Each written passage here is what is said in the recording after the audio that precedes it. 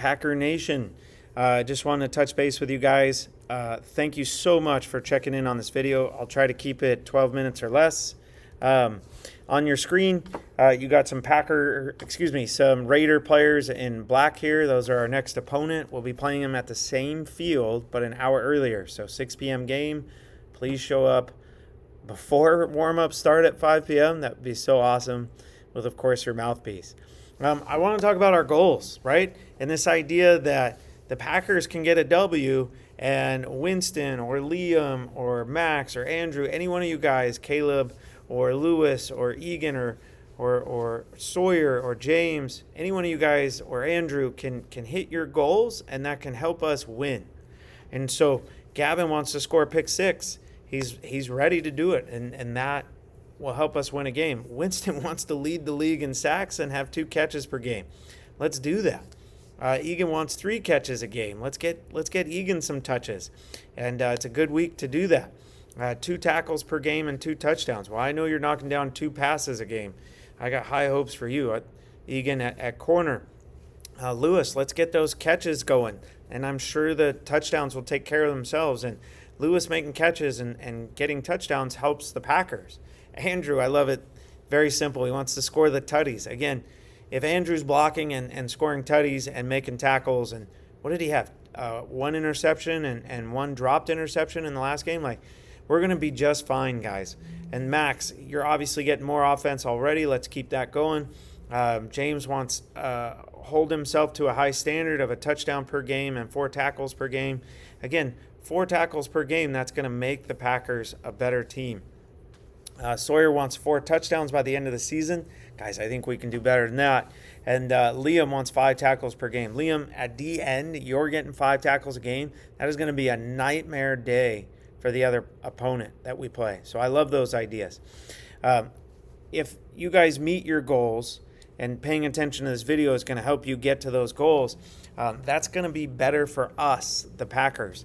And that's the idea of having your cake and eating it too. Let's talk about special teams, a couple changes, and we'll get into defense and offense. The big change is Liam moving to the switch player. Liam, I think we're going to end up kicking left. So Caleb, you're going to squeeze down, but don't get in the way of Sawyer. And then that opens up room for Liam to run through here. Winston and Gavin push out wide to the sidelines. James, Egan, and Max squeeze down if we're kicking left, for example. Liam, you'll run between. Time that run, Liam. Time that run with Sawyer. Again, our goal is to pin them inside the 10-yard line. Sawyer, he's got the leg to do it.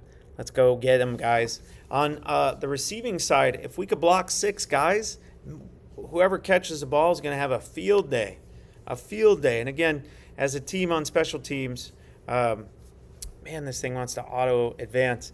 That's a good idea for us. So let's try to get the first or both of our goals this season right now by blocking 6 and get a touchdown.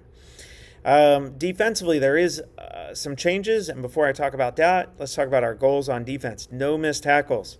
I don't like to bring up old things, but there were some missed tackles in our last game. If we clean that up, if we get closer to 0, that's going to be better for the Packers trying to get that dub, that first all-important win of the season. And another thing to clean up for us is no big plays, all right? So we're going to get back to cover 3, and you're going to see some changes. For example, the first change, moving Sawyer to corner. So Egan and Sawyer will be our lockdown corners. That should help us not give up any big plays, especially if Gavin is playing, corners are playing deep, and then playing forward on those lob passes. We should get some interceptions. Gavin might even hit his goal of getting a pick 6. James is going to move to strong safety this week. James, make sure you and Max line up on opposite sides. Winston, you're going to move to linebacker. Liam, Caleb, and Lewis, you're the ends. Caleb, you get the nod to start at D-end over here. And let's get after him, guys. Make sure D-ends that you're containing, that doesn't get outside of you. That's important. Let's talk about our cover 1, where I touch my hat or my one single head. And what we do when we're in cover 1 is we line up inside shade, corners on the widest receivers. Corners on the widest, but inside. Strong safety, inside leverage on number 2 to the receiver strength. Max, you'll go away. Number 2 happens to be in the backfield, but you have a man. Make sure you go away from James. The Sam is free here, which will be Winston this week. Winston, sometimes I want you to blitz. And then that frees up Gavin to bail. Gavin, this QB, likes to look where he's going to throw, so keep an eye out for that. Same basic concept. Just want to show you guys against, say, our doubles. So the will backer walks out, again, just like I was telling James, at the strong safety spot, 4 yards off, 1 yard inside. You have a man, and you have deep help down the middle. And sometimes we want that Sam to blitz. Make sure we get good contain out of our DNs. You're probably wondering how would cover 1 against 3 receivers on a side look. Well, what we're going to do is we're going to move that free safety down. Free safety, you're going to take the H, and then Max, you get to float to the middle. Float to the middle, and that'll even us up across the board. That doesn't mean anything crazy or too crazy for Max or for Gavin. That's pretty straightforward. We can do this. Quick note here, everybody's at a different level. So Gav, you might be at press to 2 yards off the ball. James, you might be at 3 to 4 yards off the ball. And then whoever the corner is will be 6 or 7 yards off the ball. It's a longer throw, so you have more time to get there. So you guys are staggered or offset. And just backside man on the corner on the backside. Cover 3 is going to be the leg. Hopefully you can hear me hit myself. Pretty basic concept. Corners, take a look at this drawn correctly on this schematic or this play diagram. I'd like you to be inside of number 1 as you get depth. Inside of number 1 as you're getting depth. Keep the cushion, the space between you and those receivers. That allows you to play forward on the ball. Strong safety and the will here, Max and James. You don't want to let number 2 have an easy, free run. Get in his way, bump him around a little bit, but don't chase him. If he runs the out, you can move towards the out. If he runs an in, let him run in to your Sam and your will, and make sure you guys yell in and in, right? Number 2, you're looking at him right now, Max and Sam. If he runs like a swing, Max, that can pull you for width, but here comes number 1 coming in. Let's get a piece of him and pass him on to the Sam backer, all right? Gavin, get that depth. Read the QB's eyes. He's going to look where he throws. Here it is against open doubles. Nothing too complicated. When we're in cover 3, James and Max, you guys can look to the QB as you drop back. Don't let him get a free release to go vertical fast. That puts too much pressure on Gavin. So we're going to help each other out as a team. Here it is against trips. Again, there's that cover 3 idea where you're inside leverage, but getting deep and playing forward. We'll talk about that in a second. The strong safety is head up to just inside the number 2 receiver, which is the H here. The Sam, Winston, you're going to walk out, but try to stay attached to the formation, and you're just deterring a quick now pass. You're not there to stop the bubble. You're there to stop a quick I'm wide open pass, which would be inside of James, right? So you're just going to widen. I'll be yelling and trying to help you from the sideline on that adjustment.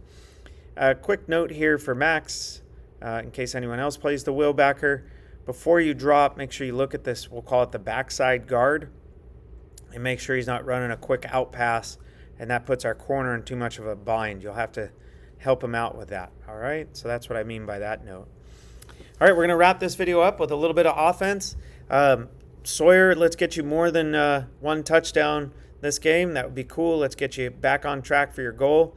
Here's first play. I'm not sure I'm going to put this on the wristband, but we're going to call this tray. So we got 3 receivers to the right. Tray. Zip. So short motion. That's going to be Egan or Liam. I'm going to tell you right now, guys, Gavin's going to play the R this week. Gavin's a fantastic downfield blocker. Why, might you ask? That's a great question. He always moves his feet. He's not trying to devastate this guy, but he just moves his feet. Might be a lacrosse technique or something he's using, but moves his feet and annoys that guy. You don't have to hold him. You don't have to devastate him. You just have to move your feet. So Z, you're going to go in lateral motion. Try to keep moving. There's the clap. Now we plant our foot and we race up to the widest guy. The R is going to block down on the inside guy. Jogging out. Once you get past the H, you're listening for that clap. Once you hear the clap, race to the widest defender and hook him up. Move those feet. Sawyer, it's just like booty for you, right? A couple steps back, getting width. And if we get some interference out here, it should be 2 guys blocking, 1, maybe 2 guys, and you should be off to the races. Go have fun. Max, quick note on the backside, they are a 2 safety team. So you should be able to hook up this backside safety. And then Sawyer, if you're going to score a tutty here, you got to make 1 guy miss. A quick note to Caleb, make sure you block aggressive on this play. Reach out, fire out at him to get his hands down and to tie him up. And then Sawyer, run like the wind, buddy. Go score. If we don't score on that first play, that's okay. There's other plays to score on. This is the second play of the game, open doubles, Vermont. That's verticals for you receivers. Receivers, get out of there. Help your teammates, whether it's a Caleb, a Lewis, or a Winston call, right? All right.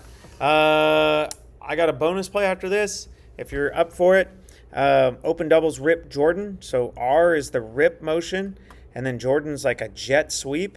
So we really want to time this, Gavin. You're sprinting. Be a great actor. Swallow, eat, consume the football as you run out your fake. James, do what you do with a little bit of dealing of the cards and a magic trick. And then we're going to have an H burst. It's sometimes called a burst corner or a short corner. You're going to take 2 steps, 3 steps in, plant and run away to open grass, and James will find you. It's going to be a great play for us. So again, this is open doubles, rip Jordan, but we're faking it. And then we got H burst. All right, here's our bonus play to wrap up this video. Guys, if I've talked too fast or skipped over something, don't forget you can rewind and rewatch any portion of this. And it's all for a good cause, right? You achieving your goals and the Packers going for that dub, that all-important first win of the season. This is our jumbo Q shift. So, Gavin, you're offset and you yell shift. And then, James, you're going to get a great snap from Lewis, Caleb, Max, and either Egan or Liam. You're going to block aggressively to the right. Gavin, you're going to race to the edge and give us that edge. Seal that defensive end. So James has an option as he rolls out. Lewis and Egan, chip for 1/1000. Then release and get width, right? And then the H is in the back of the end zone. And then James has the option to throw, or of course he can run if we're doing a great job blocking. All right, guys, I am super excited to watch you get better this week at what? The game of football and meeting your goals. Thank you so much for watching, and I'll see you soon.